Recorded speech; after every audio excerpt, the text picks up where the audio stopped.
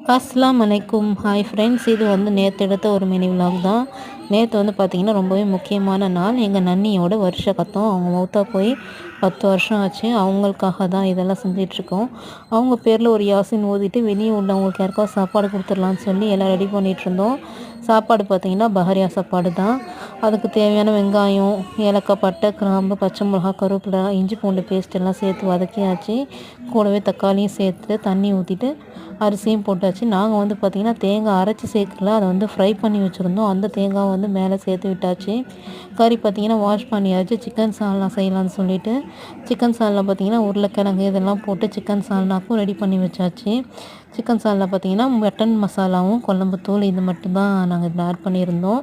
இது கூடவே தேங்காய் அரைச்சி ஊற்றியாச்சு. வெளியவும் சாப்பாடு கொடுத்தாச்சு ரெடி பண்ணிவிட்டு. நாங்களும் எல்லோரும் சாப்பிட்டு முடிச்சிட்டோம். அல்ஹம்துலில்லாஹ். நெக்ஸ்ட் ஒரு மினி விலாகில் உங்கள் எல்லோரையும் மீட் பண்ணுறேன். பாய்.